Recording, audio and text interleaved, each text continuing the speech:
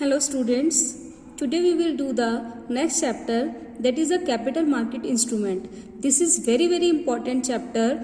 The one question from this chapter always comes in the exams. Okay, so this is one of the most important chapter of the first unit, that is capital market instrument. Capital market instrument means, you all know that I have already told you what is capital market. Capital market is a market in which company issues the securities and investor purchase the securities and gives money to the company.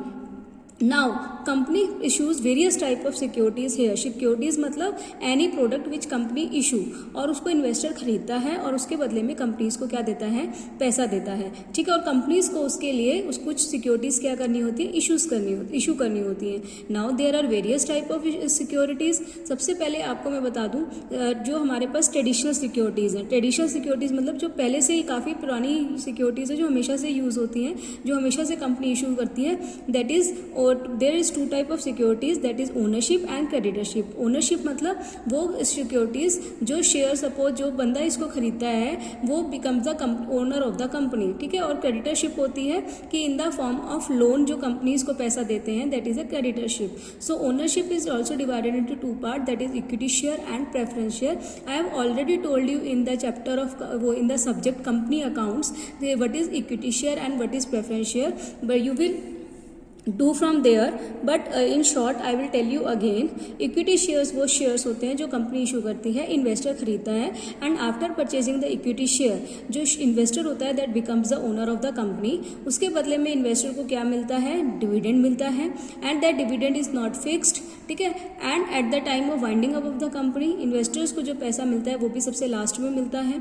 But जो इनका फायदा होता है, the investor को जो has a equal right to vote in the company, in the decision of the company. ठीक है, जो कंपनी का इक्विटी शेयर होल्डर होता है that are consider as a owner of the company.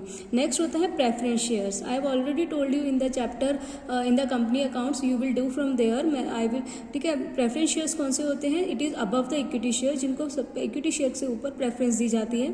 इनका जो रेट ऑफ डिविडेंड होता है वो फिक्स्ड होता है, हर साल कंपनी को डिविडेंड देना ही होता है. इनका कुछ टाइम पीरियड होता है, आफ्टर दैट कंपनी को इनका पैसा क्या करना होता है, वापस करना होता है, और इनसे इनके प्रेफरेंस शेयर्स क्या करने होते हैं, वापस लेने होते हैं. नेक्स्ट होता है आपका डिबेंचर्स. डिबेंचर्स भी आपको हमने किया हुआ है. डिबेंचर्स क्या होते हैं, debentures is type of loan. Loan कह लो या बॉन्ड कह लो, कंपनी डिबेंचर इशू करती है, और जो उसके इन्वेस्टर्स होते हैं जो डिबेंचर्स खरीदते हैं उन्हें डिबेंचर होल्डर बोलते हैं. डिबेंचर होल्डर जब ये डिबेंचर्स खरीदते हैं तो उसके बदले में उन्हें क्या मिलता है, एक रेट ऑफ इनको इंटरेस्ट मिलता है. हर साल इनको एक इंटरेस्ट मिलता है, चाहे कंपनी प्रॉफिट में है चाहे कंपनी लॉस में है, कंपनीज को इनको इंटरेस्ट पे करना ही होता है. ये कंपनी के ऊपर एक बर्डन की तरह होते हैं, क्योंकि हर साल अगर कंपनी के पास प्रॉफिट नहीं भी है तब भी इनको कंपनी वालों को इनको क्या देना होता है, इंटरेस्ट देना होता है. Okay, so the type of debenture you will do your own from the company accounts. Okay, if you face any problem तो we can discuss in the query session. Now these are the traditional securities that the company issues, that is equity share, preference share and debenture. You will do, what will you do in this topics, you will do the meaning. You will do the meaning of equity shares, features of equity shares, then advantages and disadvantages of equity share. Then again you will do with the preferential shares, preference share meaning, features, types, advantages and disadvantages. Then again you will do with the debentures, meaning, features, classification of debentures, advantages of debentures and disadvantages of debenture. You will do your own. If you suffer any problem we can discuss in the query session. Okay, I have already make you study these topics in the company accounts. Now today we will do the new financial instruments, that is newly now that is issued in recent time, that is your new financial instruments. Okay, so in the new financial instrument first is your GDR. GDR means, GDR क्या होता है आपका, GDR होता है आपका van company has, जब आपको suppose किसी की कंपनी ने कोई चीज़ इशू करी, कंपनी ने अगर सपोज शेयर्स इशू करे, उसके इंडिया में लोगों ने खरीद लिए, अगर कंपनी चाहती है कि उसके जो शेयर्स हैं वो बाहर भी फॉरेन कंपनी भी उसकी फॉरेन कंट्री में भी लोग उसके खरीदें, तो वो क्या करेगा, अपने शेयर्स को, जैसे हमारे इंडिया में अगर वो शेयर खरीदता है तो उसे स्टॉक एक्सचेंज में लिस्ट कराने होते हैं, सेम वे अगर आपकी कंपनी सपोज फॉरेन कंट्री के अंदर बेचना चाहती है तो वो क्या करेगी, फॉरेन कंट्री के अंदर जाकर कुछ डिपॉजिटरी स्टॉक एक्सचेंज होते हैं जहां पर जाकर वो अपने शेयर्स को लिस्ट करा देगी, वहां आकर वहां के फॉरेन कंट्री के जो लोग होंगे वो वहां आकर उस कंपनी के शेयर्स क्या कर सकते हैं, खरीद सकते हैं। तो वो जहां पर वो इशू कराती है उसको कहते हैं ग्लोबल डिपॉजिटरी रिसीट। रिसीट मतलब जहाँ के जो इन्वेस्टर्स होंगे, फॉरेन इन्वेस्टर जो होंगे, उनको जो एक रिसीट मिलेगी उसको बोलेंगे global depository receipt. Now next होता है आपका zero coupon bonds. Zero coupon bonds क्या होता है, ये डिबेंचर्स की तरह ही होता है, लेकिन इसका फ़ायदा क्या होता है, इसके ऊपर आपको कोई रेट ऑफ इंटरेस्ट नहीं मिलता, इसके ऊपर आपको कोई रेट ऑफ इंटरेस्ट नहीं मिलता, ये एक डिबेंचर्स की तरह ही होता है। लेकिन डिबेंचर और बॉन्ड में क्या डिफरेंस होता है, डिबेंचर के अंदर आपको फिक्स इंटरेस्ट मिलता है, लेकिन जीरो कूपन बॉन्ड्स के अंदर आपको कोई इंटरेस्ट नहीं मिलता। लेकिन इसका फ़ायदा ये होता है कि सपोज आपको क्या, जैसे कंपनी इशू करती है, वो सपोज वो बॉन्ड 100 रुपये का है, लेकिन वो बॉन्ड आपको इन्वेस्टर को उस टाइम पर 20 रुपये का वो सेल करेगी, 20 रुपये का सेल करेगी। और जब फॉर एग्जाम्पल 2 साल के लिए इशू कर रही है, 2 साल के बाद वो जब इन्वेस्टर को पैसा देगी वो 100 रुपये देगी और उससे उसका बॉन्ड क्या कर लेगी, वापस खरीद लेगी। That is your zero coupon bond. Next होता है same in the deep discount bond, it is also same to the similar to the zero coupon bonds, जिसके अंदर रेट ऑफ इंटरेस्ट नहीं होता, लेकिन जो ये बॉन्ड होते हैं ये बहुत हैवी डिस्काउंट पर सेल किए जाते हैं। सपोज 100 रुपये की चीज़ को 20 रुपये में बेचा जाता है, और जब कंपनी रिडीम करती है, रिडीम मतलब जब इनका डिबेंचर होल्डर का पैसा वापस देती है, तो उनको वो 20 डिबेंचर होल्डर ने तो खरीदा 20 रुपये का, लेकिन जब वो उसको क्या कहते हैं वापस मिलेगा 2 साल बाद, जब पैसा वापस मिलेगा उसका, तो वो 20 रुपये नहीं मिलेगा, उसको मिलेगा 100 रुपये। तो वो जो 80 रुपीज़ है दैट इज हिज और हर गेन। ओके, नेक्स्ट होता है बेटा आपका इक्विटी वारंट। इक्विटी वारंट क्या होता है, एक वारंट होता है जो कंपनी इशू करती है। अगर उसमें क्या लिखा होता है कि एक इन्वेस्टर वारंट खरीद लेता है और उसमें लिखा होता है जब मन चाहे कंपनी वो एक इन्वेस्टर जब मन चाहे अपने किसी भी मार्केट से शेयर्स खरीद सकता है at a pre decided prices. Pre decided मतलब पहले से ही उसमें लिखा होगा कि आपको जो ये शेयर है वो 20 रुपये का मिलेगा। फॉर एग्जाम्पल उसमें लिखा हुआ है कि आपको ये वाला अभी आपको ये मिल रहा है कि आपको ये शेयर जो होगा आप कभी भी खरीद सकते हो और वो आपको इन फ्यूचर 20 रुपये का मिलेगा।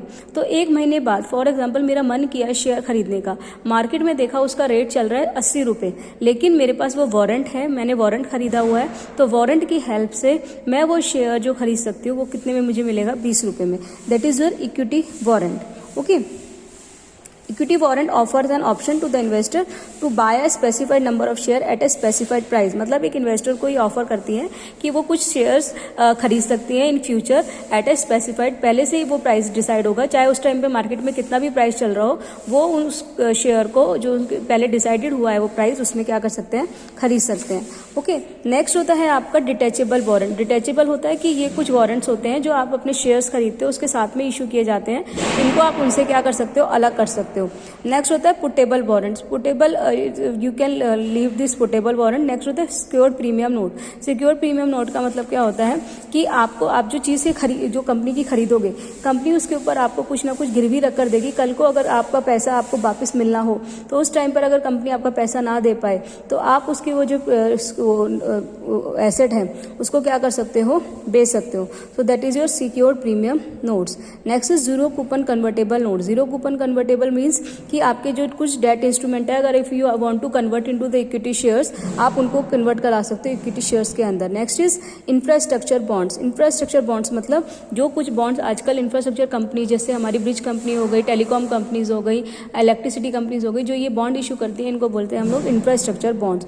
नेक्स्ट होता है floating rate bond. Floating rate मतलब होता है जिसके ऊपर जो रेट ऑफ इंटरेस्ट होता है वो फ्लक्चुएट करता रहता है। आज सपोज आपको 8% मिलेगा, फिर थोड़े दिन बाद आया 10% मिलेगा, तो उसका जो रेट ऑफ इंटरेस्ट होता है वो क्या करता रहता है, वेरी करता रहता है। That is the floating rate bond. Okay, now next is auction rated debenture. Auction rated debentures का मतलब क्या होता है, जिसके जो इंटरेस्ट होता है वो मार्केट डिसाइड करती है कि मार्केट कितना इंटरेस्ट होना चाहिए, और जो वो डिमांड करेंगे वही उनको वो इंटरेस्ट जो होता है वो मिलता है. नेक्स्ट है सिक्योरिटाइज पेपर, आप छोड़ दीजिए. Next is perpetual. परपेचुअल होता है जिनकी कोई मैच्योरिटी डेट नहीं होती, मतलब कि जैसे फॉर एग्जांपल डिबेंचर होल्डर्स कुछ टाइम के लिए इशू होते हैं, 20 साल 30 साल, लेकिन जो ये बॉन्ड्स होते हैं इनकी कोई मैच्योरिटी डेट नहीं होती. जब कंपनी बंद होती है उसी के बाद इन लोगों को पैसा वापस मिलता है, लेकिन इसका बेनिफिट ये होता है कि इसमें जो रेट ऑफ इंटरेस्ट होता है वो बहुत ज़्यादा हाई होता है.